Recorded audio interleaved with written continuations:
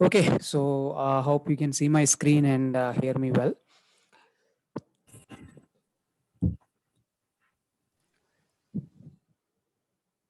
Yeah. So today we'll officially start the course, and as we discussed last time, we'll go a bit slow in this week as well before we really accelerate from next week. If you remember the last week's slides, the first session is actually sort of a introduction session about waves and propagation. Ideally speaking, any course on sensor arrays or sensor array processing doesn't really involve any physical aspects, but the reviewers of the course syllabus actually suggested particularly a review on the physics of pressure waves, because as electrical engineers, definitely we have not studied any details of waves which are actually sort of mechanical waves. We might have studied about electromagnetic waves, and from computer science background they might not have studied even electromagnetic waves in detail. So they suggested at least one waves it's better to cover. And if you really don't understand this part, it doesn't mean that the other parts cannot be followed. There's nothing like that. But what the suggestion was, like, if you understand the physics of the wave propagation, you may be able to appreciate the signal processing which comes at the receiver side. And if you are really keen on pursuing this field further, that will definitely help you in coming up with better design of sensors or better arrangement of sensor arrays and so on. And in fact, as you already might be knowing, that there's a lot of the aspects of wave which is actually used in the design of the system. So for example, if you take the camera itself, the design of camera has undergone a lot of change, right? Over the years, we all the way from the analog film based cameras to CCD based cameras to CMOS based cameras. And then on the back end, the processing, the particularly the signal processing aspects, has always been tuned to the physics of the wave propagation. For example, we discussed about the shutter speed, how to control the shutter speed. And nowadays, modern day cameras, you have the automated setup where you will actually control the shutter speed automatically. You don't know really what's happening, right? You just press the button, it just takes care of everything. So how does that is important, because you need to know the physics of the wave and the concepts so that you will be able to actually better design that system.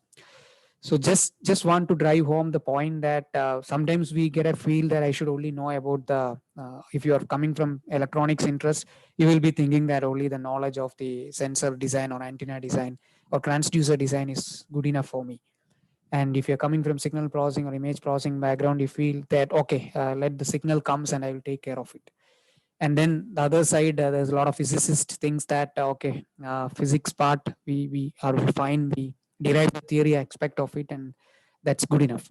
But as we go along, we what we see in modern day engineering is like it's an interplay of all these, right? If somebody is really good in all these three, they will excel in that field and they will be really having a lot of contributions. If you take any system as per se, and somebody was a very good sound knowledge of the entire end to end of it, will definitely be able to contribute more in his own field as well. Okay, so with that knowledge, let's actually start sort of some of these things we might have studied in our plus two classes. So we'll just revisit it, some of them, but some slides are slightly mathematical. So what I did actually is there's not a whole lot of things. We will try to complete the lecture in 1 hour. We'll not stretch to 1.5 hours. But I sort of purposefully made some simulation, MATLAB simulation exercises. The code I will share with you after the class, so that you can also try it out, so that it's not too mathematical, okay, as well. But you feel free to stop me. And also, as I said in the last class, this is not typical lecture session or typical lecture mode course. So you should actually have your suggestions going as I proceed with the slides. Okay, so let's begin. So what is that so important, so fascinating about waves? So I would like to call this way waves of information propagation, because waves per se is not useful. But when you embed some information in them, it becomes extremely useful, right? And you can use sort of any medium for that transmission. So I would actually put the official definition this way. is something like a disturbance. Actually, wave is a disturbance. There's no question about it, right? There's a disturbance, or you could call a variation of something that is actually propagating and reaching from source to destination. The source, we in electrical or computer science terminology, we call it a sensor, or the source of, sorry, not sensor, source of excitation, or the waveform, the disturbance, source of disturbance. That's the right way to go call also. And then it propagates through the medium, and then probably you may be having a sensor at the other end, or you may having the same source as the sensor, then becomes a transducer. Then you measure the disturbance which is coming back from the medium, or propagation of the effects of that propagation through the medium. But if you have no control on the disturbance, or if you have no control on the variation that is happening in the medium, then you can't really have any information processing out of it, right? It becomes pretty useless. If it's a random disturbance in the medium, then really we don't have any way to decode that. So that is very, very interesting. So it's a disturbance or variation, but this is actually created by us. We purposefully create a disturbance or a variation in the medium. And with that prior information about the type of disturbance, the nature of disturbance, or in signal processing terms, the waveform of disturbance, we have some control on what is actually given to the medium, and then we can actually decode what is getting back from the medium based on that prior information. And this disturbance will propagate, as we said. So it transfers energy. So propagation is something like it uses or may not use. So it may use the medium or it may not use the medium, but it definitely is a transfer of energy. In the case of light, it's photons, right? In the case of sound, we already know it uses the medium to propagate. It's a mechanical property of the medium that it uses. So it transfers energy. So it's very, very interesting. There's a lot of mixed domains here, right? A disturbance or a variation probably is created by a mechanical source or an electrical source, and then everything else is physics. You transfers energy in that, and it moves progressively forward from point to point, exactly, in a medium. And then of course it probably uses the deformation, or the compressibility, or the changing property, the density, for example, of the medium. So it may be utilizing that. So it has to utilize in some cases the property of the medium, or we can call in terms of measuring terms pressure. So pressure of the pressure created by the wave onto the medium, that's what exactly mean.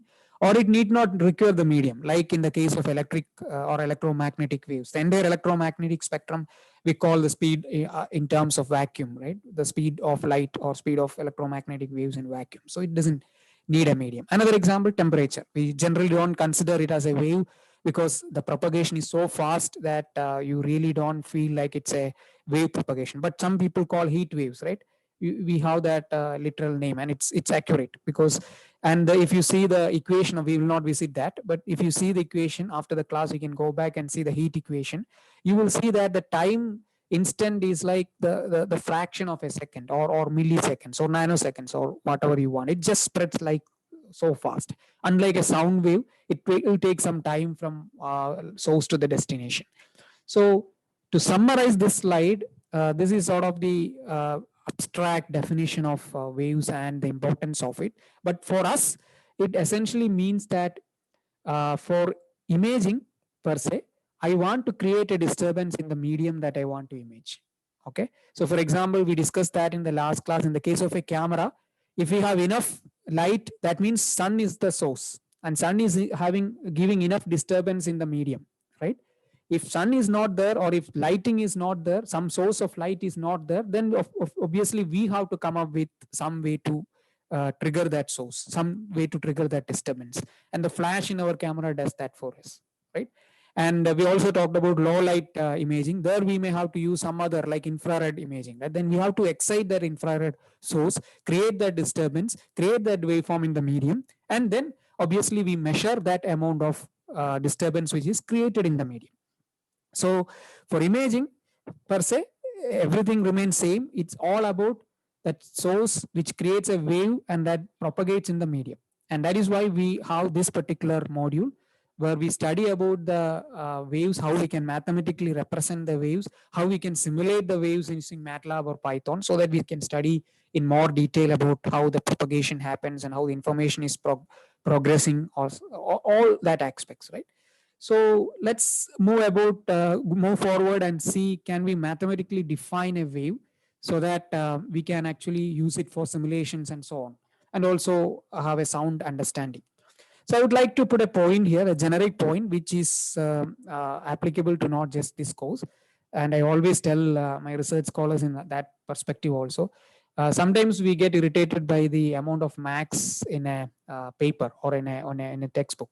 But then all we need to understand is max is just a compact representation. Mathematics is just or equations are just a compact representation of the physical phenomena, and that summarizes everything in sort of one or two lines.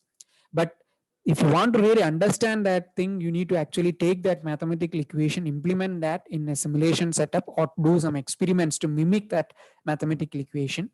You do some analytical experiments or the actual experiments, and then try to get a better grasp of it, right? Just looking at the equation may not reveal everything.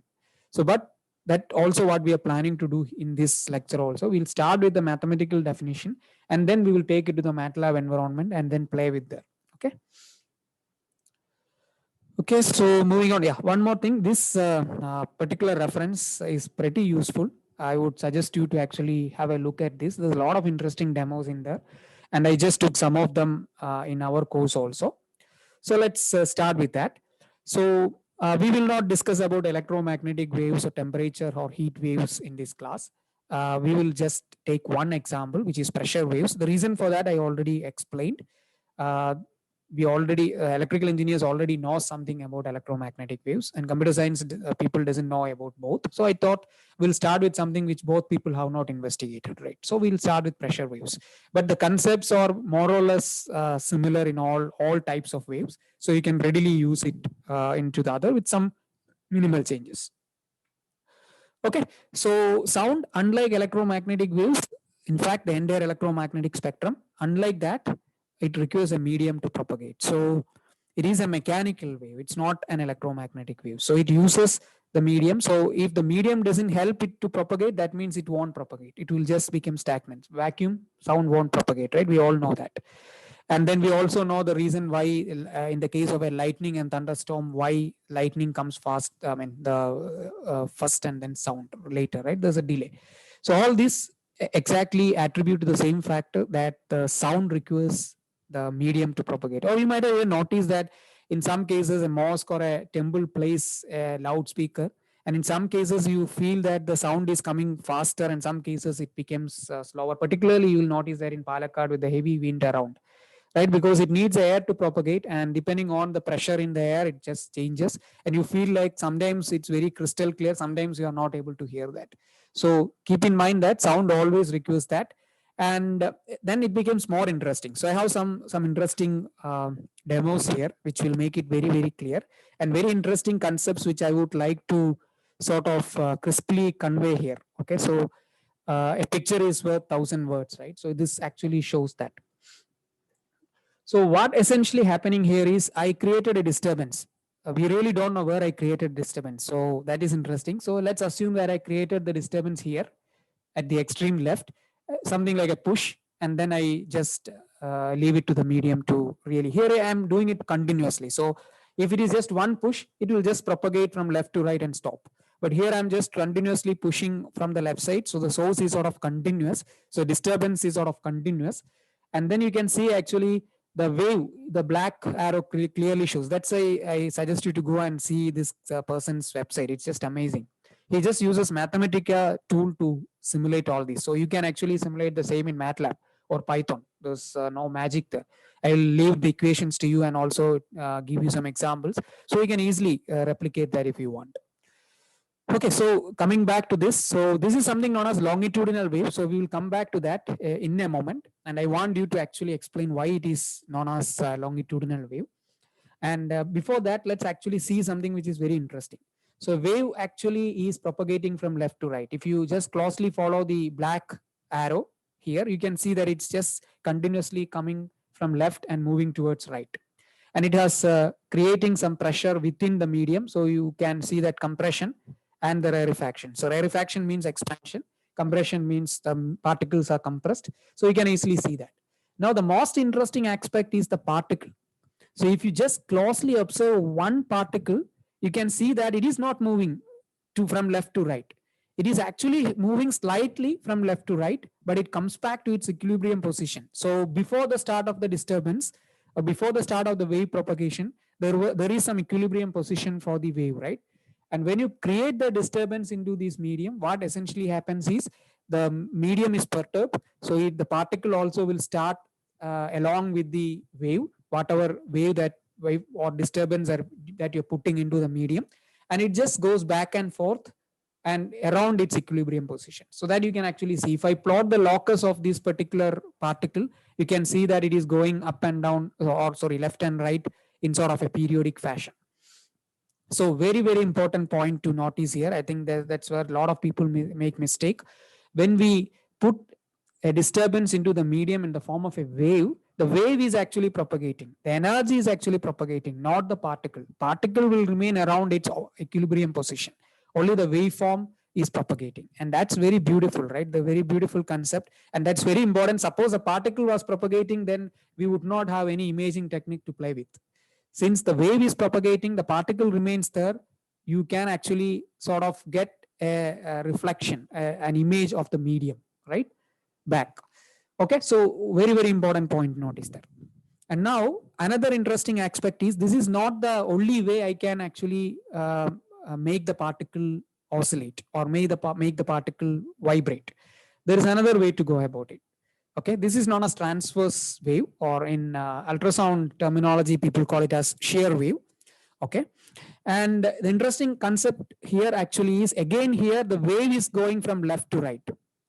But if you carefully observe, the particle motion is no more from left to right, or around the equilibrium position, it is no more from left to right, but the particle motion is up and down. So you can spend a bit of time here and always go back to the demo website as well and see for yourself. And now you can explain me why one is known as longitudinal wave and one is known as transverse wave. So can somebody tell me? I can unmute your mic so that it becomes interactive. Otherwise, it will be really monotonous, right? So if somebody can unmute me and tell me why this is longitudinal and why this is transverse. What is transverse here?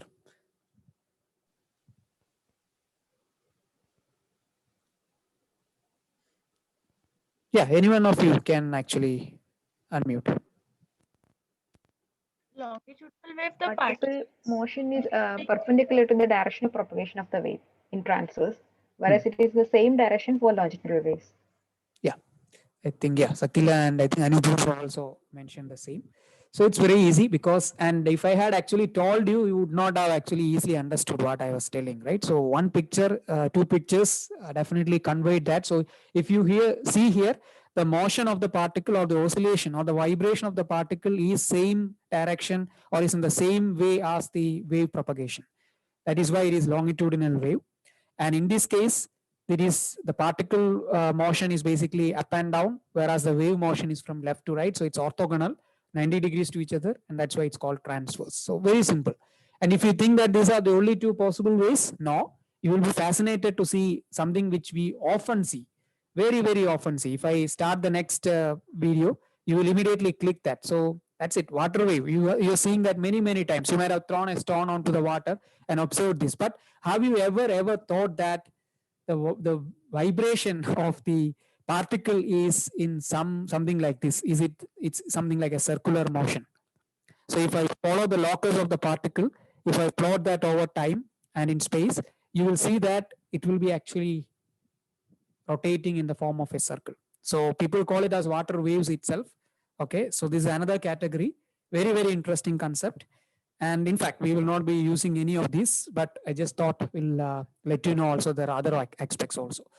And then there is one more, which is known as Rayleigh surface waves, which is very common in in something like oceans, or these two actually very common in the case of earthquakes also. That's what you notice. So here the thing is like the surface is more free to move compared to the bottom part. So any scenario like that, you may expect something like a Rayleigh surface wave.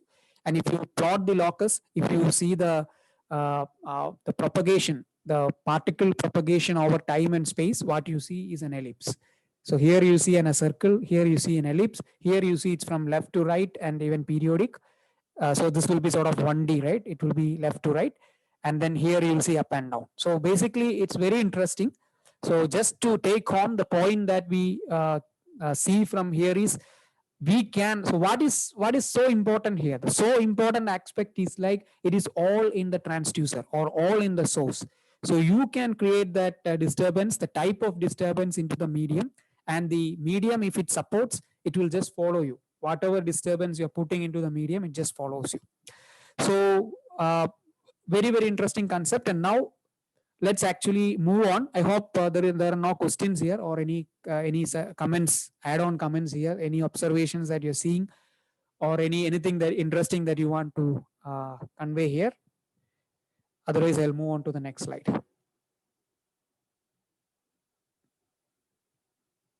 Okay. So before I move, now let's bring in some max here. And very interesting aspect. So one striking thing that you should notice here is there is a nice interplay between space and time here. Because so, I mean, as humans, we have a tendency that we tend to think only in one, right? We tend to think only in time or in space. Together, it's slightly difficult for us to really think. But this is a phenomena which actually happens in space and in time, right? You can see over here. It's actually moving in space as well as there is something happening in time also. There's a periodicity which is happening in time also, right? In all the cases. So that's one aspect what very important when we try to put that into the mathematical perspective. So let's actually start with that. So exactly, the heading suggests that relating time to space, and that is a fundamental thing in the wave propagation. So wave basically transform information. So transform the disturbance, you can call in whatever name you want, the disturbance or the vibration or information over space, right? Over space with time. Very, very interesting, right? So it transforms information over space with time. Okay, so that's what we saw pictorially in the last slide. Now, sorry. So now I want to put an equation here, and I will explain this equation to the core. Okay, so this equation you might have seen a lot or not at all seen, so it doesn't matter. I just want to take this particular case. Okay, u of x t. So basically you have two components here. One is the space component and one is the time component. And here we will take it very simple. We'll start with 1D, but you can readily expand it to 2D, 3D or ND, whatever number you want to put. Okay, so all thing is like there is something in space and something in time. And then what we did actually is we split it into two parts, g of x minus ct and h of x plus ct. So what is this g, what is this h, y plus, y minus, we will see that in a moment. So I'll try to explain this using something which is very, very trivial. And I referred from this particular book. You don't need to buy this because we'll be only using it for a couple of lectures, that's all. But there is a very beautiful Coursera lecture from this person, is from the Korean Advanced Institute of Technology, KAIST. So very interesting way he's looking. I've not seen this way explanation anywhere, because most of the time people go to the wave and there's too much of emphasis on the equations and then we get lost in that. But this person has explained it so nicely, so I just borrowed from him. So with reference and full respect to him, I just try to reiterate what he is trying to convey. Okay, so let's actually draw something here. Okay, so this is 1D. Okay, and this is your x direction, and let's give some name u itself. Okay, and there is no time or space at this point. We only have space representation here, so 1D. Okay, now I have a signal or some waveform which or some shape which is again 1D. So let me just draw a straight line. This is supposed to be a straight line. Sorry for my drawing. So what is the equation for this particular graph that I shown or drawn here? So let's do it together. Otherwise, it's boring. So I want to have a relation between u and x. What is that? So u is your y-axis, x is your x-axis. That's it. And I know that the shape is a straight line. It's a ramp going through the origin. U equal to ax. Plus 2x. Yeah, u is equal to x. There's no x because it's same value, right? I just said it, it's going through the origin. So if x is 1, u is also 1. X is equal to 2, there is this one is also 2, and so on. So this is u equal to x. Now I will do something which is very interesting. Now I have assumed that this is straight line and this is the disturbance I want to put it into a medium. And this is actually going forward in space. So let me use a different color. So let me use green. Okay. Now what I'm going to do is I'm going to basically propagate this guy in this direction. So after some point of time t, let's say after some time t, this guy, again the same parallel. Okay, so this green line is parallel to the red line. It is reached as a certain location in x. Okay, it moved by after, I mean certain time, after certain time t, it moved in space. And if, let's say, I'm just putting some more example, I know the speed at which this guy is moving, and let that speed be c. Okay, so c is the speed at which this guy is moving, and t, after time t, it reached this particular position. So what is the amount of shift, or what is that it is actually moved forward? What is that amount of distance which it moved forward? It's quite straightforward, right? This is meter per second, or let's say centimeter per second, or in this case, maybe millimeter per second. And let's say this is in seconds. So then of course, this into this will give me the distance. So CT is actually the shift, right? The shift it moved in the X direction. Now what will be the expression for this?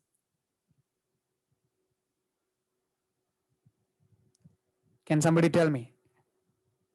So we already know that the expression for the red line is u equal to x.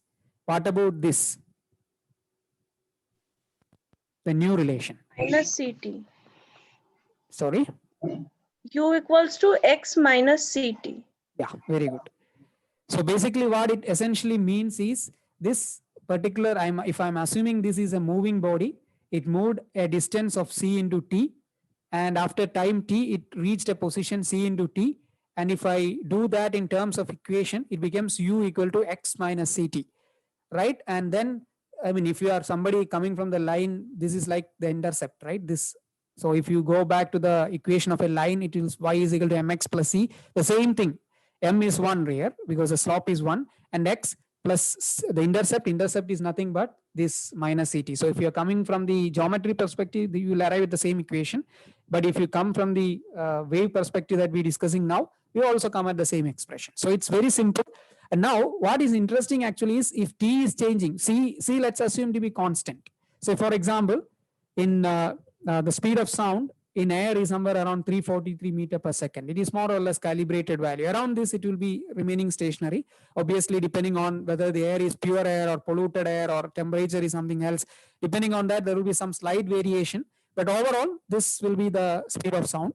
And in this case, let's assume some speed of sound is c. So this guy is actually moving with the speed of speed as c. It's not even sound. It's a some shape which is moving at the speed c. And after t, it will be at this location. So after another t, it will be at some other location. But the expression remains same. And this is interesting because this is something what in wave physics people call as the forward moving wave, because it is moving forward, right? It's moving forward in the space, positive direction in the space. So this is the forward, and that's what exactly represented by this guy. So some shape, so g of x is some shape. In this case, it's a straight line. That is why we have u equal to x, but x can take any shape, right? It need not be actually this particular shape. So g of x is some shape. And when I say g of x minus ct, what it literally means that it is moving forward. It is a forward propagating wave with a speed c. And what you are actually seeing here is at time t.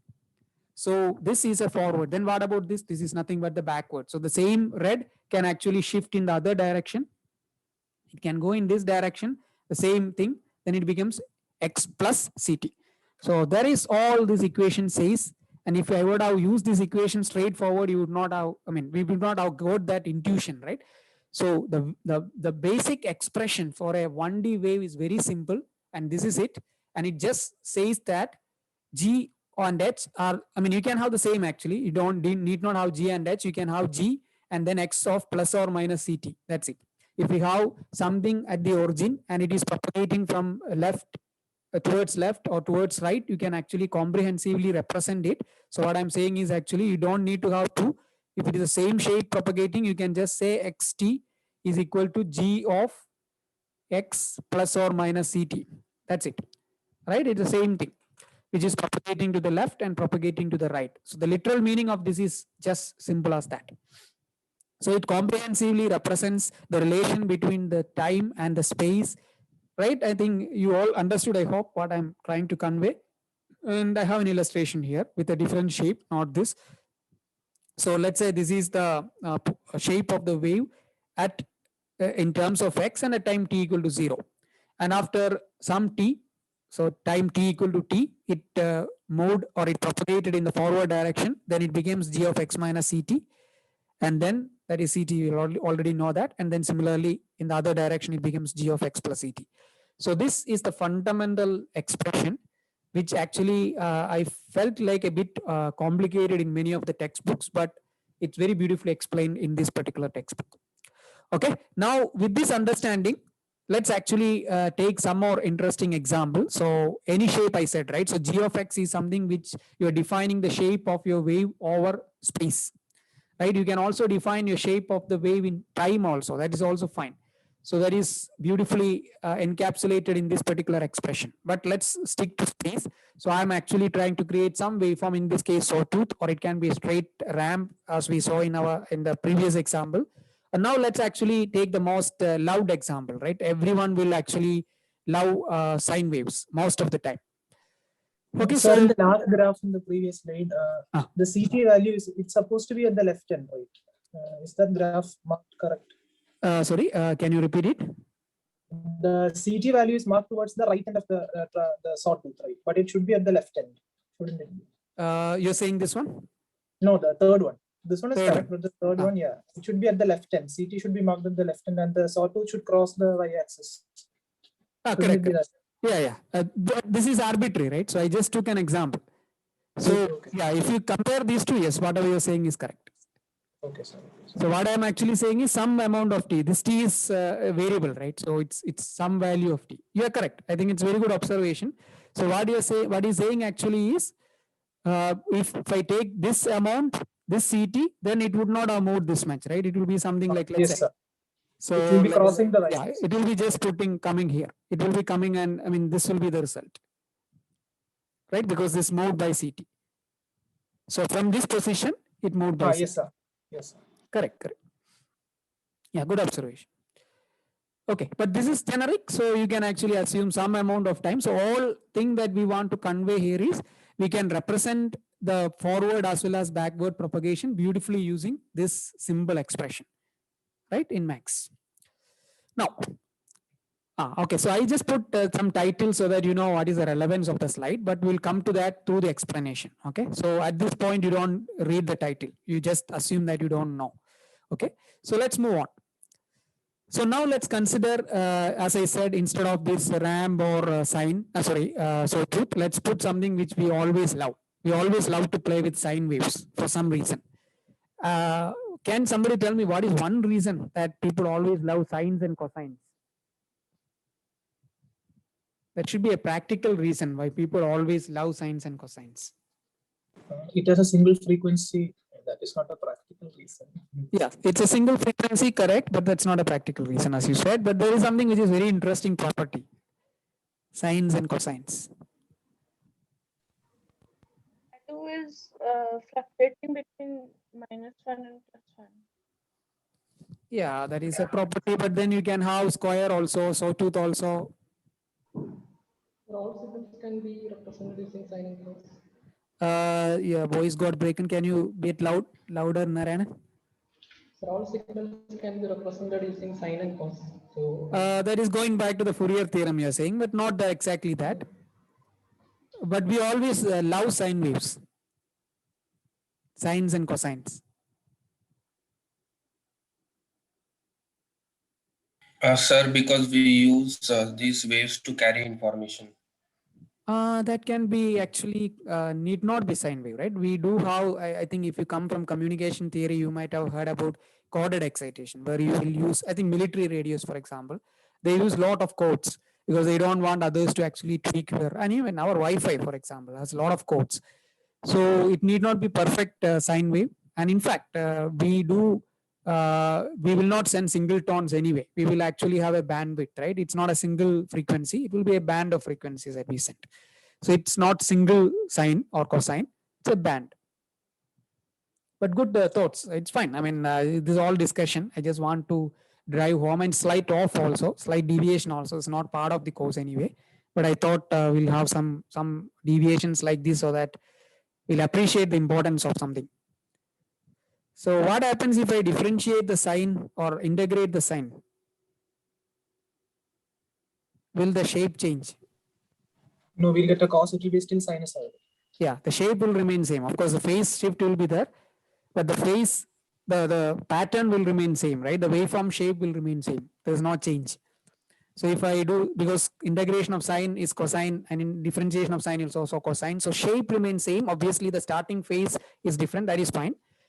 And that is why, and we know that in most of the times, we can mimic the circuitry in terms of low pass and high pass filters most of the time, right? And these low pass filters and high pass filters are integrators and differentiators respectively, if you want to put that way. All SOCD people definitely should be knowing that.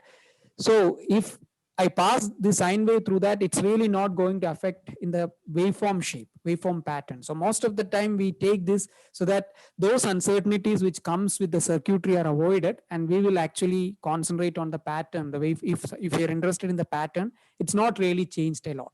And with the same interest we took here also, the sine wave.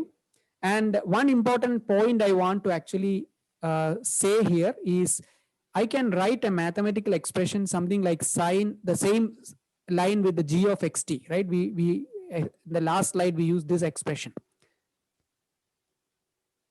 What is the issue with this? Sine of x minus ct, x let's put in millimeters, c in millimeter per second, and t in seconds. So what is the issue with this expression? So don't look at this expression for a moment. So if I follow by this terminology, g of x minus ct, I just put an expression, a sine. A is nothing but the amplitude of the sine wave, so we can ignore it. Sine of x minus ct. What is the issue here? Are you seeing any problem here?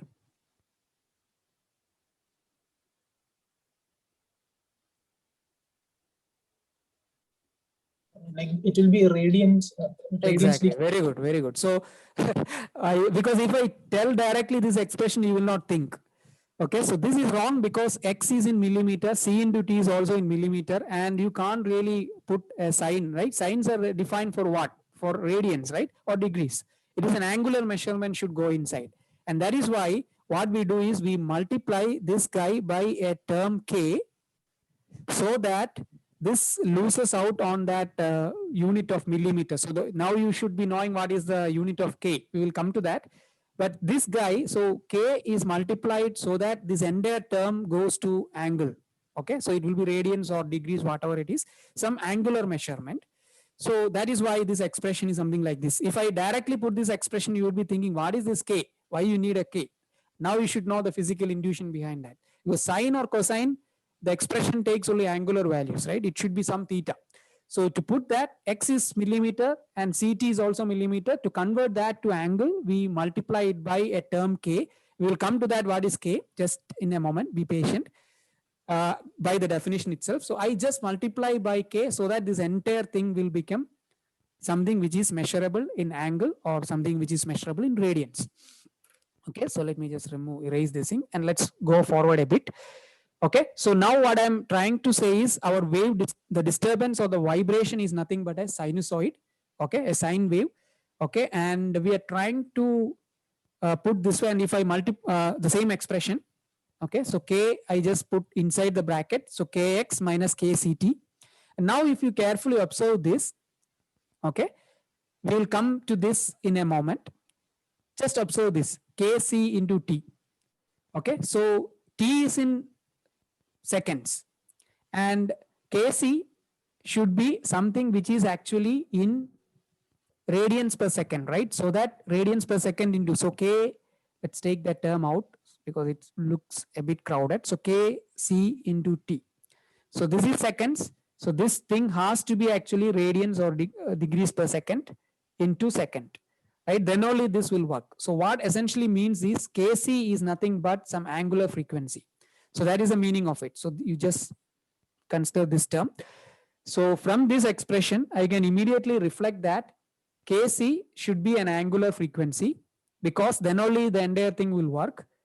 And if I substitute omega, omega is actually the radians per second, and you always, I need not actually spend a lot of time, because all of you, even if you're coming from computer science background, you should be knowing this from your physics class, that the radians per second can be expressed in terms of a linear frequency f, right? It's radians per second is sort of a circular thing, right? It is rotating in a circle. And then if I want to decouple that, I can actually put it in terms of a linear frequency and then 2 pi radians over time, right? So cycles per second sort of, and then 2 pi f will give me the omega. So this Kc equal to omega, I can again split it into Kc is equal to 2 pi f. And then again from here, if I put K, because we don't know what is K, my objective is to understand what is K. So K, if I put on the left hand side and C, I take it to the right hand side, it becomes K is equal to 2 pi f by C, or f is nothing but the frequency, and frequency is nothing but inverse of your time period, right? The waveform, you have a time period, and inverse of that is your, just erase it so that it becomes clear. Yeah. So all you need to now consider is f is nothing but the inverse of time period. So you have something like this. Now, before I move a step further, this is a very interesting expression, and you might have studied this also earlier, and this is a different way to look at it. And now, what is T into C? So T is actually one time period, and C is basically the speed at which the thing is propagating in space. So it's a very beautiful expression. The reason why I'm talking about this is the T is a property of your wave, and C is also the property of your wave. But C is actually something which relates the wave onto the space, right? And T is actually something which the time, so the time period is something which is very simple, which is nothing but the time it comes back to its original position, right? That's what we define time period. It's just one cycle, right? That's the meaning of it. So I think you already know, so I will not keep you boring a lot, because you already know where I'm going. So we already know from our earlier physics class that T into C, or in fact from this itself, right? F by C, you already know that it is lambda, which is nothing but the wavelength. And this particular thing, which we didn't know so far, this 2 pi by lambda term, if I put it here, this particular guy, which we introduced it from our knowledge of dimensions, units and dimensions, because we know that sine will only take radians as argument or degrees as argument. So I cannot put millimeters as argument. So I multiply by something to make it radians. And what is that is actually given by 2 pi by lambda, or if you want to put any of these expressions, it doesn't matter. 2 pi f by c is also fine. So basically this K in physics, wave physics, is typically known as wave number. And the reason why it is known as wave number is very simple, is because of the term wavelength here. And that wavelength, what is the physical meaning of wavelength, is nothing but how much distance in space the wave travels, right? So within, let's say you define a waveform, and then over time period it covers that distance, right? So that is measured in wavelength. So it is actually in space. Okay, so why I'm keep on repeating this again and again, if you're confused, don't worry, it becomes very clear. So there is a subtle relation between the time and the space here, and wavelength is a connect for you. So wavelength connects your time information to the space information, because the wave, when it propagates over time t, but then by that time what it does is it covers a space or spatial distance of lambda. So that's, I have a beautiful picture coming in the next slide, so that makes it very clear. So the interesting terminology is just I want to convey to you, because we will be hearing these terms when we study about the transducers. Okay, when we design the sensor arrays, we will be hearing this term of wave number. So when we hear this term, you just need to come back to this slide and again revisit this slide at that point of time. So the literal name is actually, or the literal meaning of it is actually 2 pi by lambda. That's it. Okay, and lambda you already know from your, I think 2 pi by lambda, you might have even noticed it before, but first time you might be hearing this term if you're not coming from this background, this wave number. So this is critical. We'll come back to this. I don't want to spend a lot of time here. The importance of this wave number, what is the physical meaning of it, all this we will actually come back to it. And the most important aspect I want to convey from this slide is like there is something which is connecting time to space, and that is wavelength. Okay, so wavelength is the guy which connects your time propagation to the space propagation. Because when I say one wavelength, it essentially means the distance covered by one cycle of the waveform, right? But distance is not in time, distance is in space. Okay, so wavelength is a guy which connects the time to space. Keep that in mind, okay, all the time. We'll come back. Don't worry if you're not exactly following what I'm saying. And then just wanted to, for the sake of explanation, this also we studied in physics in +2, but I just wanted to reiterate it again. So K is 2 pi by lambda from here. And then from here, we already know K equal to 2 pi by FC. So if I relate these two expressions, 2 pi will get cancelled out each other. And this expression is a very famous expression which you already know. And I think even before this class, you might have already, if I ask you a relation between wavelength, frequency, and speed, you might have put this expression straightforward, right? C is equal to lambda f, or lambda is equal to C by f. And this is the famous dispersion relation in wave physics. And why it is known as dispersion relation? Let's spend some time. It has an inner meaning there. Okay, so dispersion relation, or similar to the wave number or the wave number relation, it is something which connects some phenomena in time to space. And dispersion, the name itself says that disperse. Disperse is actually in space. Where in disperse? Disperse is really going in space, right? The wave is actually spreading in space. So you are creating something in time, because as an electrical engineer, what you create? What you create is a waveform, which is actually a measure of time, right? You measure it, the waveform, always measure it in terms of time.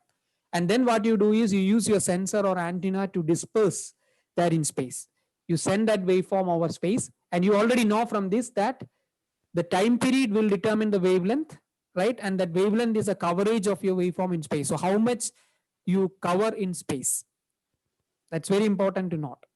And then how much faster you're propagating in space is determined by the speed, right? The speed of propagation.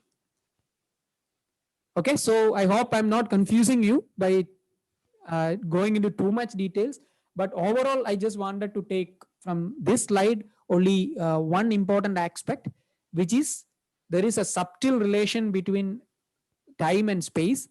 And all lot of time as human, we have difficulty in relating to each other. Okay, but when we are talking about if you're going to do further work on antennas or antenna theory or related to that, and those who are coming from that background will appreciate it also more. And for us also, since we are doing in imaging in space, it's very important to understand that what we design most of the time is in time. And then when we get to the actual physical phenomena, we are talking about space. And this is the relation which actually connects that between time and space. Okay. So certain things we learned so far. One is actually the relation between time and space. One is actually that expression for wave in 1D, which can be easily extended to 2D. And then of course, these terminologies like wave number and wavelength and so on. I hope there is no lack of clarity here. And I would like to take this slide to explain whatever we discussed so far, the relation between time and space using a pictorial representation. Okay. So more official definition is here. The distance across which a wave, distance, remember that it is space. Okay. Distance, the actual distance, physical distance across which a wave travels with speed c over time period t. See that will be one wavelength. So that's what we explained in the previous dispersion relation actually nicely summarizes that. But if you want to physically, if you're really not keen of mathematics and you're more inclined to the physical aspect, the physical meaning is that you design something in time, you define your waveform in time, but remember that it is propagating in space with a speed c, and the coverage is determined by your wavelength lambda. And this lambda is nothing but it has a relation with your t, time period t, and lambda is nothing but c into t, which we discussed right in the previous slide. Now let's take that pictorial representation. Okay, so here what I am actually considering is one cycle. Okay, so this is one cycle. We only concentrate on this. So this is actually, I'm showing it in time, I mean space. but it is, you can imagine that in time also, which I'll show you once I complete this plot. Okay, so now what happens is at this instant of time, the waveform is actually occupying in this point in space. Okay, so the waveform is actually covering this much in space. Now at the next instant of time, let's say t by 4. So there's a small increment in time, 0 to t by 4. So basically quarter of your time period, the thing has shifted. This waveform, the green has shifted. Let me use the same green. The green has shifted in space to here. Okay, so the shift is how much? Is t by 4. After t by 4 time with the speed c, this guy has shifted by this much. Now another t by 4, which makes it t by 2. The waveform has shifted to here. And now one more, that is 3t by 4. The waveform has shifted to here. And then the full period, time period t, what happened is the waveform has reached here. You can actually now see this is the amount that the wave has covered compared to this. So it was actually here. After one time period, the wave has moved to this much in space. Okay, so that relation you should be immediately understanding. So there is a subtle thing here. I don't know whether I am conveying that importance correctly here. You define something in time and that defines something in space. So time period is the guy. So you define the time period, and then depending on the speed, it would have covered that lambda distance in space. And that really shows that the wave is propagating and you have a lot of things under your control now. So if you design a waveform carefully, and if you know approximately the speed of sound, you know where the wave would have reached after certain time, right? After certain duration of time. If the time duration is exactly the time period, then you're very sure that you have covered one wavelength in space, right? If the time period is 1t, you would have covered one wavelength, right? This much distance, which is nothing but the wavelength, right? One wavelength in space. Now, just to make you more complicated, there are two ways to view this diagram. One is the space, which I explained to you now. The other way is actually along the time. So you see along this direction. So you take one point in space. So one of you can suggest me, let's say, okay, let me take this point, this line. Okay, so let me actually use a different color. So I'm going to actually sample in space. So the same location in space. Sorry for drawing, it is a straight line. It's supposed to be a straight line. Okay, so this is my point in space. So x is fixed. So some x, I fixed this x. And I'm going to observe the waveform. So in this case, the waveform has a positive value. And then in this instant, right, the next time instant, the waveform is 0. And the next instant, the waveform has a negative value. And then the next instant, the waveform is again 0. And the next instant, it becomes positive value. So that means it's a sine wave. So in fact, I can have more samples in time here. I can have further like t by 12, t by 16, whatever time. I can, depending on my sampling in time, I can have finer levels. But if I plot the locus of this particular x-axis, it will again look like a sine wave. So what the essence of today's lecture is that what should go to your mind is like, in the case of a wave, there is something which is happening in time and there is something which is happening in space. And they are interrelated. That's what we are seeing over here also. We nicely saw it.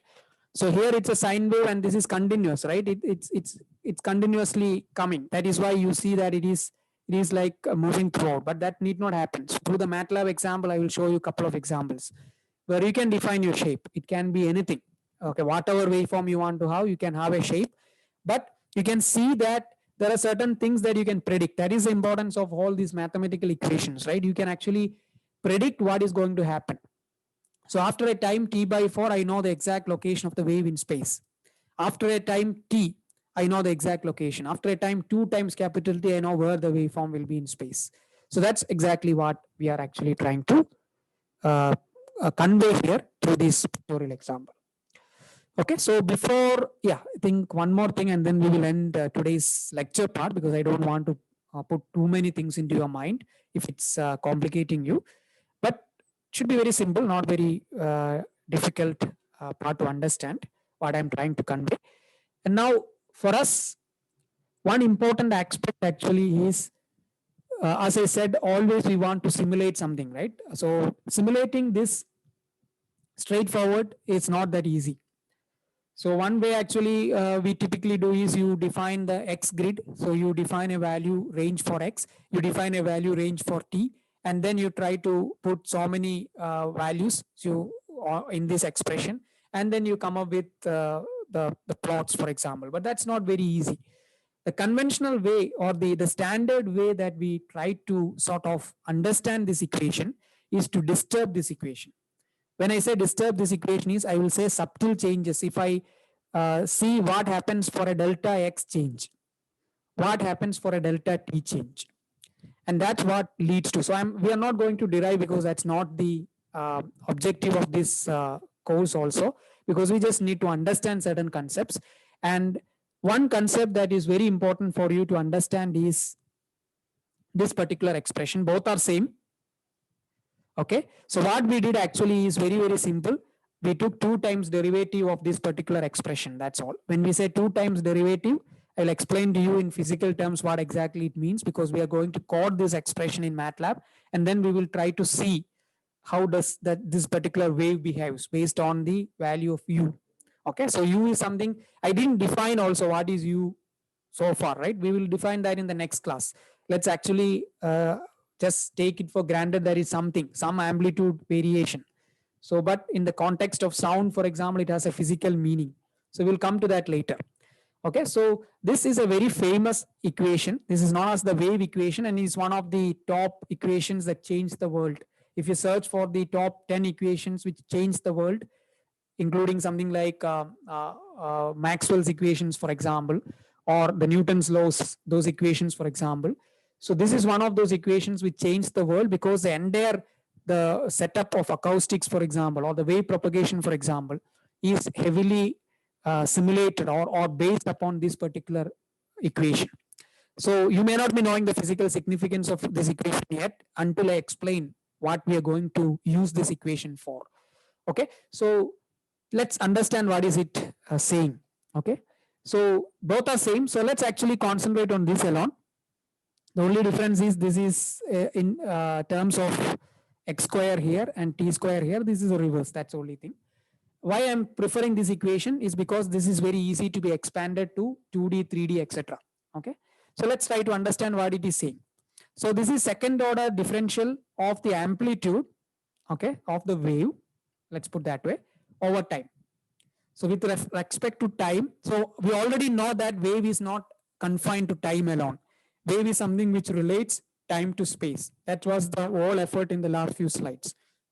Now we are trying to understand how does that behave, how does that happens as the time and the space evolves, right? As the time increases or the time is spent, and how the wave propagates in distance, that we need to actually understand it in a more in-depth way, and wave equations are the tool for that. So this basically says that I'm trying to see the change in the amplitude with respect to time, okay, and the time order is to the power of 2, not linear, second order. So it's a non-linear relationship that we are trying to find out. And similarly on the right hand side is with the space. So very simple expression in that terms, if you see. And there is a very beautiful derivation for this also. If somebody is very interested, it's not very difficult to follow, but I purposefully avoided because that will add a lot of max. And anyway, that is not our role here. And some of you might have even studied that in your +2 classes. You might have derived it that time. But for us as an engineer, what we need to actually is engineer this equation. So what is that insights that we get from this equation? That's what more important than the equation itself.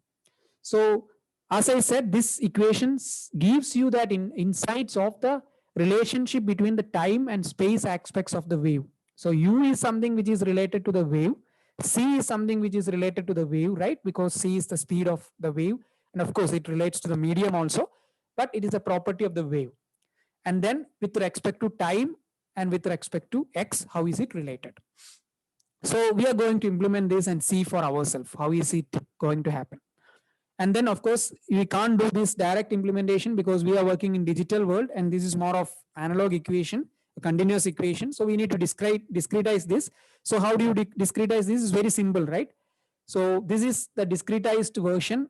Okay, so ignore this part. Okay, this part you just ignore for a moment. This is not in this expression. I purposefully put it. So you just ignore this. So if you ignore that, you just compare these two. Okay, so this is basically how we can implement this particular expression in digital system or discretized system. So let me take if you are confused a bit, it's very simple. So let's say dou u by dou t. Okay, so basically you have something which is u of x comma t. So this is what you have at the current position x and current time t. Now, when you want to differentiate with respect to time t, you have to either go back in time by 1 unit or you have to go in front in 1 unit. Let's go back in time for a moment. So this is nothing but u of x. Okay, let's go ahead in time. U of x plus 1. Sorry. Sir, u of x my comma t plus 1, right? Correct.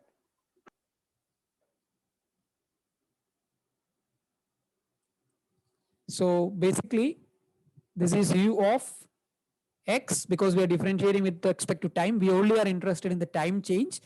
So it will be t plus 1 minus u of x in t. So I just went in one time step ahead, right? And then denominator will be delta t, and delta t you already know this particular increment in time.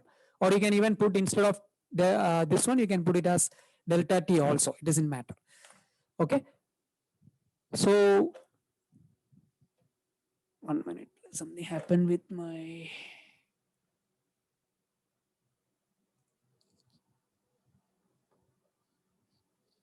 Sorry. Yeah. And then what we did actually is we went ahead and did it for one more time, right? Because what you want is basically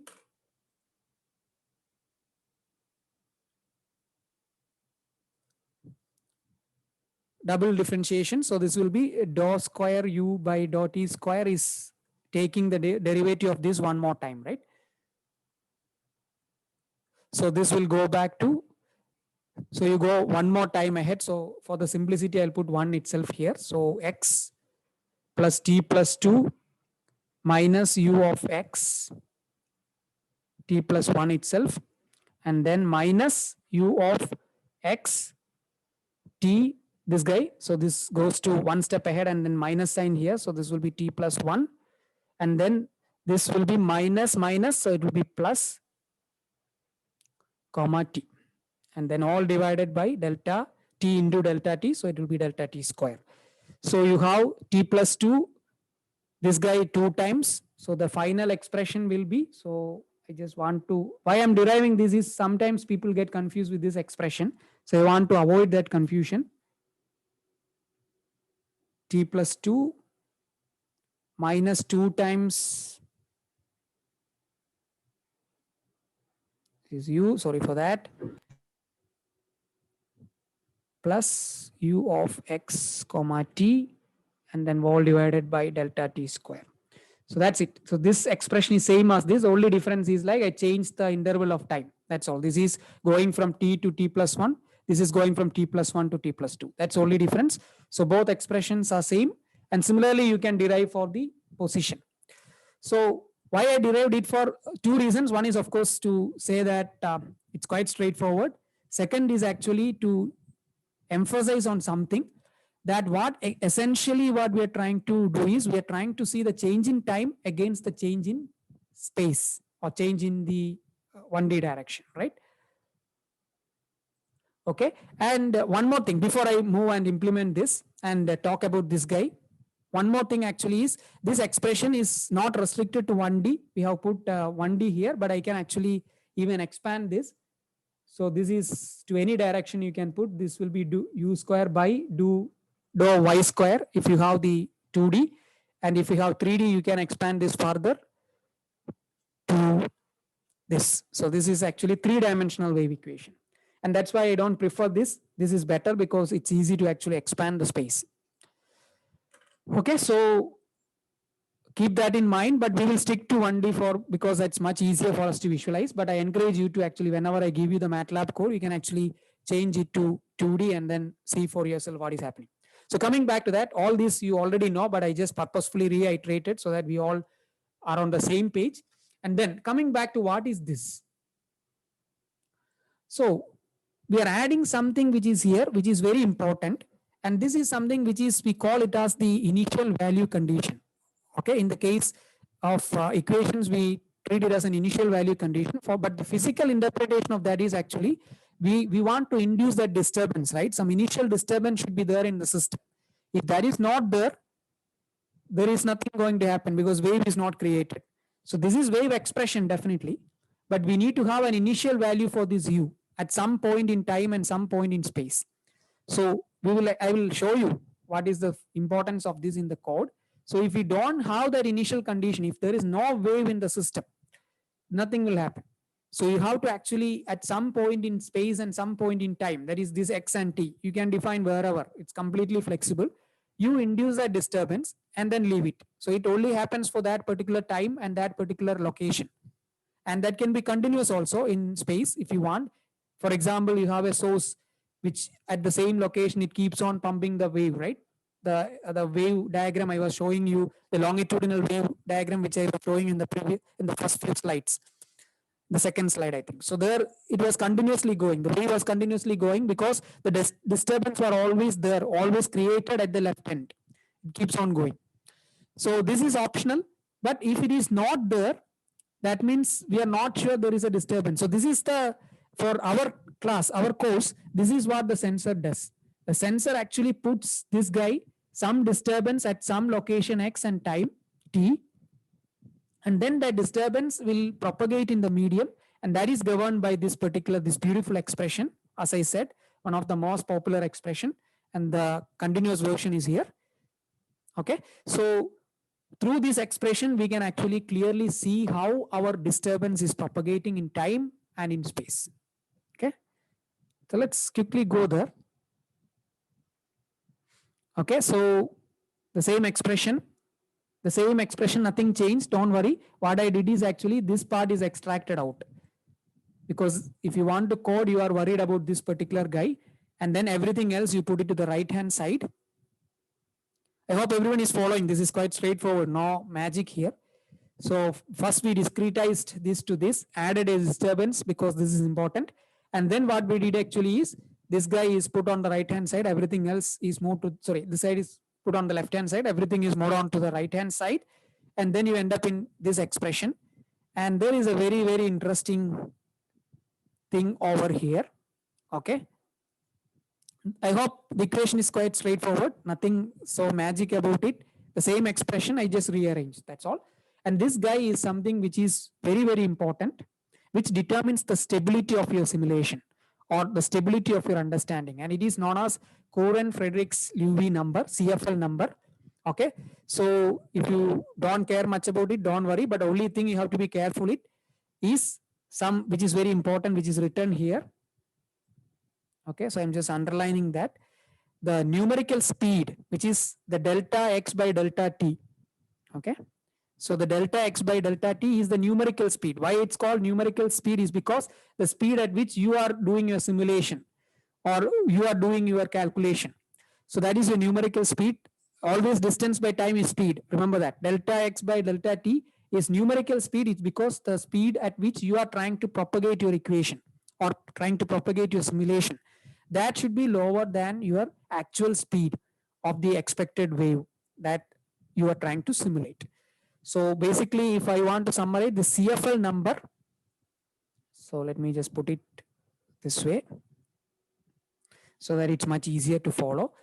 So what we are trying to say is, sorry,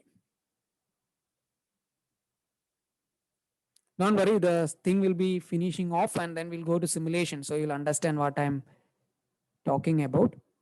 So what essentially this equation says is the numerical speed, which is delta x by delta t, should be always less than the actual speed, which is expected speed of the wave in the medium. And then this literally means, if I put this to this side, this literally means that delta t by delta x c should be greater than 1. So what I did is, this guy I put it onto the side, and then this guy is what we call a CFL number. which is written over here. Okay, so CFL should be greater than 1. So if you don't really care about what is this, don't worry. You just need to make sure that that number should be greater than 1. So this ensures that the numerical stability will be there. You can play with it. So if you don't understand this, you change the CFL number in the code that I'm going to give. You will clearly understand what exactly it means. Okay, so what stability issues you will encounter, you will clearly see that. And now coming back to the physical meaning of it. So we should also understand the physical meaning of it, right? The physical meaning is like you have a speed which is c, and if you define or you want to find out something which is lower than that, it's fine, because right, delta x by delta t, if it is lower than c, you always will have a value.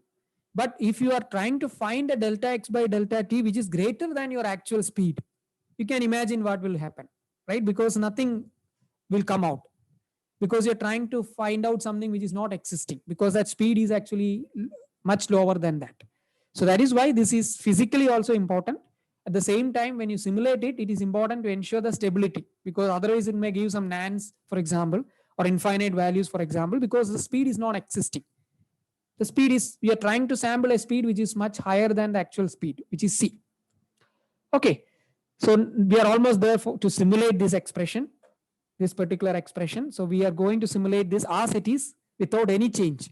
The same expression, we will be simulating it in MATLAB. And if somebody is comfortable in Python, you can immediately make it in Python. There is nothing, anything which is unique about MATLAB that we're trying to leverage.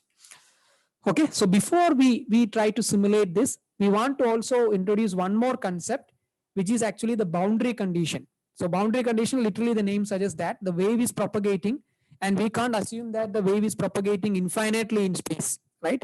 You should have something on the left-hand side and something on the right-hand side. So that is what the boundary is all about, because our simulations are bounded. It is not like something which is propagating to the left and right as it is ever. That's not the case. We are bounded.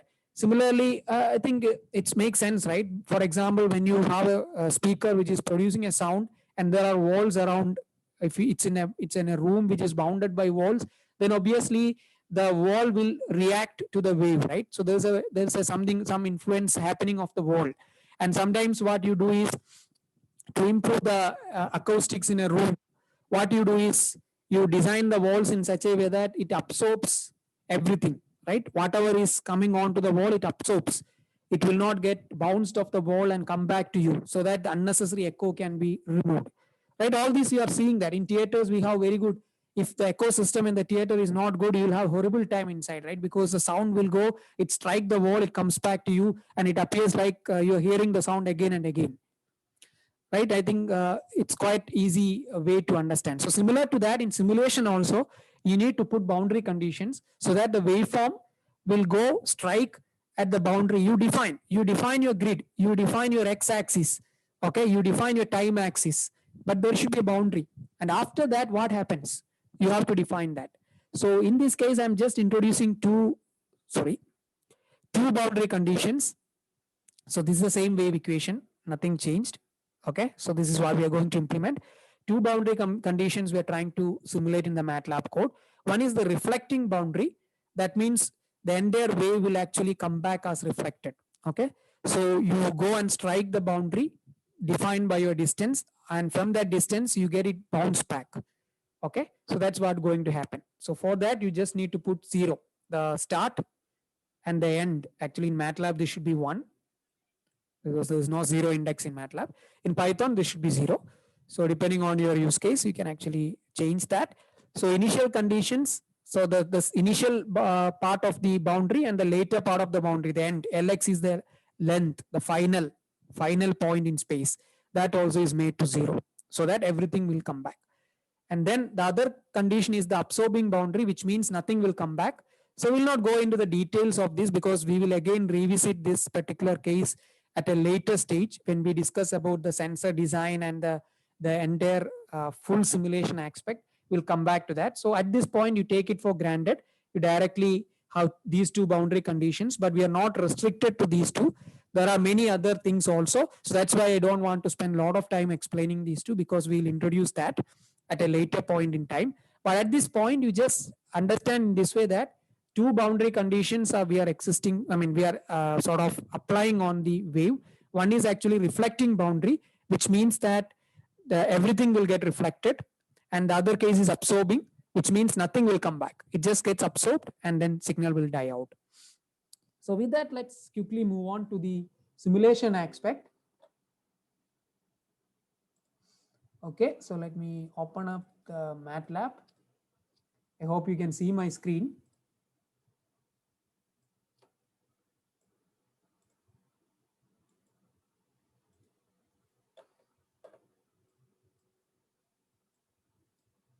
Okay, so let's go from here. So this is a code I'm going to actually simulate for you, and will give to you also for experimentation. So why I'm doing this exercise is like typically people study that wave equation and leave it. But then if you don't understand that, it's very difficult to know what is happening inside the medium. And if you know what is happening, if you don't know what is happening inside the medium, then it's very difficult to design a sensor for sensing that medium, or a transducer or an antenna for sensing that medium, right? So it's very important that we have a very reasonable understanding of this, and that's why I thought we'll spend some time on this. So everything what you saw in the slide is what put here. Okay, so particularly this expression. So I just keep on taking this back. This particular expression is what we are trying to simulate directly. There's nothing different I'm doing. Everything is as it is. Even the name convention also I tried to put as it is. So first step is of course the CFL value and keeping it as 1, exactly 1. So this should be greater than 1 is what we said. But we just try to see with 1. Speed you can change, but I just thought we will just put as 1 grid point per second. Something like it goes through very slow, and it's 1 grid point per second. And then this is your space. So I'm going to define 10 points in space. That is what Lx stands for, length of x. And then the resolution of x. So what is the resolution you want in space, right? That is dx. That's what actually you're putting over here. And then number of points, because you need to know that there are 10 grid points, and then the resolution is dx. So of course you're dividing that length 10 by 0.1, right? Resolution. So you got the number of points in the x axis. Basically this is 1D simulation, so only x direction is there. So you have nx points in the x direction. That's what the meaning of it is. And then I create that grid. So x is created using the linspace command in MATLAB, which is very simple. You start from 0 to Lx with nx points. So let me actually show you what exactly is this. So because many of you are not comfortable in MATLAB is what I saw. So if you see over here, x is basically having these values 0, 0.1, 0.2. So you see the resolution is 0.1. So I already achieved that 0, 0.1, 0.2, 0.3. So almost the resolution is 0.1 itself. And then the last value, I made it as 10. Let's see whether that's correct. So it is also 10. So what I did actually is I created an x-axis. That's all. So I created an x-axis ranging from 0 to 10 with this many number of points. So how many number of points? You have 100 points here. And then similarly, I create the time. So time, the last value is 20. You can call some name, it's 20 seconds, but no meaning here at this point. Okay, and then dt, we already know from the relation that it should be satisfying. So CFL into dx by c, this is coming from the CFL expression. So dt is fixed. So I fix dx, and based on the CFL value, I fix the dt, so that I ensure stability. Similarly, you define the number of time points, then you create the time vector. Just like the x, the time and the space both are created. So by running till here, you created the domain. That's all. The grids are created. Okay. Now you need to start with your waveform, right? You have to introduce your wave equation. So for that, we use the variable un. So un stands for the same, literally the same u. And then what we do is we initialize that with 0. That means there is no disturbance. The entire grid values nx and nt, the entire grid is 0. So nothing, no disturbance here. Okay, so this will come back. So this is where we are introducing the disturbance. So I'm not introducing any disturbance at this point. There is no f of xt value. So that's the importance of this. This guy, f of xt value is 0 at this point. So nothing is there, no disturbance in the system. Okay, so let's see how it performs. And then the two boundary conditions I was talking about, both are coded here. So let's start with the absorbing boundary condition. So both are uncommented. The reflecting boundary is commented. And then this for loop is what actually calculates this particular value. Okay, so this particular value is calculated. So you can literally see that. Okay, so you can see it over here, u of xi. Xi is basically the index in space. That's what you have, u of x t plus 1. So ti plus 1 is the next index in time. So it's literally 1 to 1. So you can always check that. So the same expression I just coded here. And then what we did is we stepping in time, we stepping in space. That's all we did. And once we did the full stepping done, what we do is we plot a particular location, particular time, and then all x's. So basically the x-axis is x, and then the time is what we are trying to see. Over time, what is happening in all the x locations. Similarly, I commented this part. You can actually sample in a particular location in time. And then, basically you can see the time performance also over, particularly you can choose a point in space and then see how the wave is behaving over time. So both flexibility are given in the code, but more meaningful is this because we will see how the wave is propagating in space rather than in time. So if you uncomment this, you can see the behavior of wave in time. If you uncomment this, you will see the behavior of wave in space. So now without any further boring introduction, let me just run this. So you see a very complex mathematical expression at the outset. If you see this equation, you will be lost. 100% most of the time, if you are not very keen in mathematics and evaluation of these equations, you will be bored, you will be lost. But what we did actually is only using few lines of code, we implemented this wave expression. So I highly encourage you to actually play with this code left and right and understand this wave equation to the core. Okay. So we will start with this. So what we did actually is no disturbance. That means no waveform introduced, no wave in the system. So you can expect what to happen. So let me run this. Okay, so it takes some time because we are actually running it through and then we are displaying.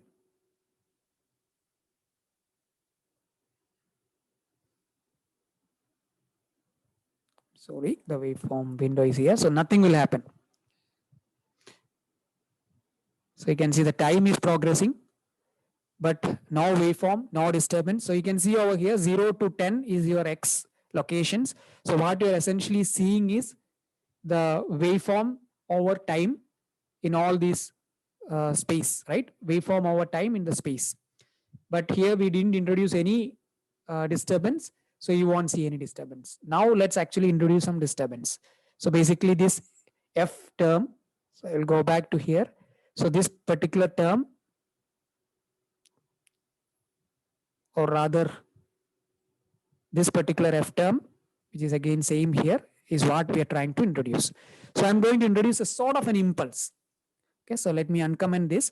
So at the center, so 49 to 51 is sort of because it is at the center location, okay, of the because what we saw it over here is nx is 100. So number of points in space is 100. So I'm going to introduce at locations 49, 50, 51 in space some value. So some number here, which is actually 0.1, 0.2, 0.1. So this is like an impulse. So at this particular center location in space, I'm introducing an impulse. And now let's see what happens. Sorry, for some reason it going to the other window. So now you see at the center location, I introduced the waveform and it is going to the left and it is going to the right. And we have put absorbing conditions, so it just dies off. So the boundary, the 0 and 10 are the boundaries. And you can see that the wave actually dies out, right? So we have running for 20. So that's why this will go till 20. Okay, now what I'll do is before I change the boundary condition, let me actually change the waveform to a sinusoid. Okay, so this is a sinusoid wave. So you can see over here sine of 20 into pi into t by t. So some sine wave is created again at location 50. That means right at the center, right at the space, which is actually center of the entire x-axis. I'm going to actually create the waveform. Now let's again see this. And instead of a impulse, what you will see over here is a sine wave. So you can see at the center it is starting and then it is propagating to the left and to the right. And interestingly, the disturbance is continuous because I put a continuous sine wave here. So the source, so this is our sensor, this is our transducer sitting right at the center of the space, and it is creating disturbance which is going as forward and backward propagation in space, right? So this is the beauty about it. Okay, I hope everyone is clear with this explanation. And now let me go back to the impulse response. And then instead of the absorbing boundary, I'm going to create a rather very, very disturbing reflecting boundary. Okay, so that means the wave will not be absorbed at the side, but it will get reflected completely and then come back. Okay, so let me run it. So this will be interesting to see. So the wave is propagating, but now it will not die at the boundary, it get reflected back. You can see that.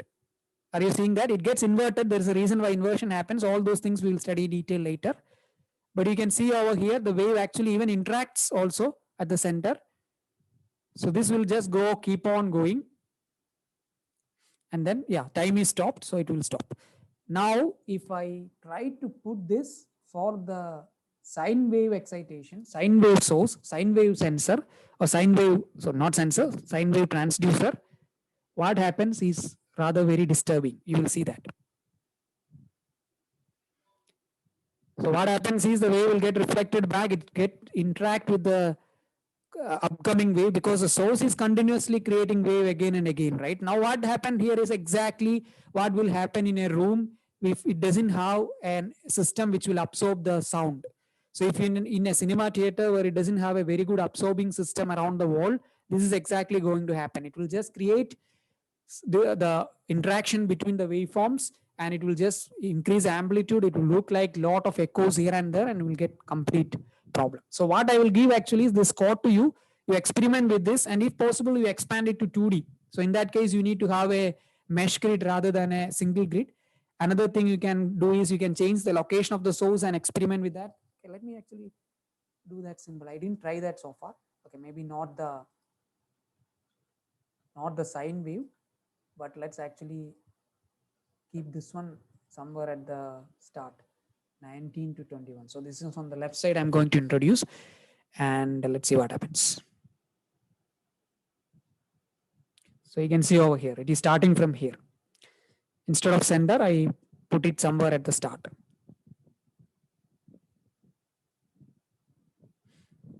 So you can see here, this guy is going to the other and now you see the interaction. Yeah. So at that spot, they interact and then produces a sort of an increased amplitude. So that is a constructive interference there. Now you may see in fact, there is no chance for destructive. So this is all constructive interference happening. So you can actually play with this and then understand this wave expression fully. And this is the crux. So just to reiterate, we'll stop the lecture today at this juncture. The important aspect actually is this guy. So this particular thing is an expression for the wave, but to implement that, we are trying to make use of the wave equation. And this is in 1D, that's what we simulated, but you can extend it very easily to 2D as well. And then the most important aspect, the take home message for today is you are actually studying something which is interacting in space and time. So there's an interplay between time and space. So in this code also, as I said, I have given the option, you can view whatever you saw so far is actually space and over time. You can also see the other way. Basically, you can see at a single space instant and how does the time behaves. Okay, so both aspects you can see. So that's the major takeaway from today. So wave should be treated all the time. It is not a phenomena which is happening isolated in time or in space. It is actually happening in both.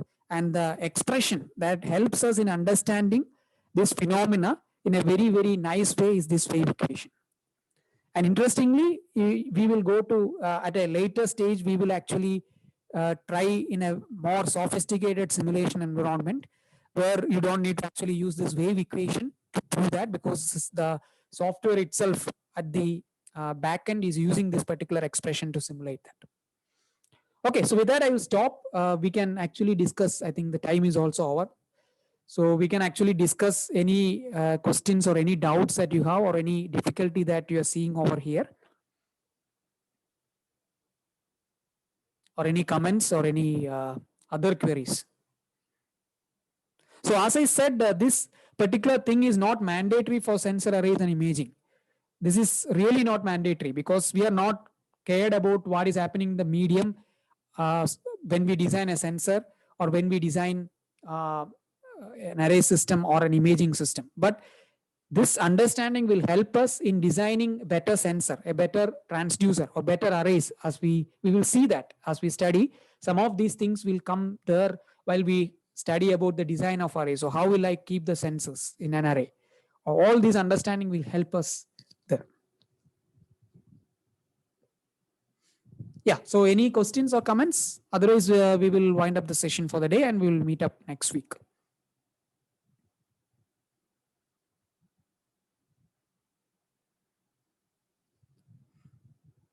Okay, so then in that sense, in that case, we'll stop. And thank you for joining. Yeah. Sir, when you are going to upload this recording session? Today itself, just after the code. By today night, you can expect it to be there, including the code. I will put it there, including the slide and code. Yeah. Okay, sir. Thank you.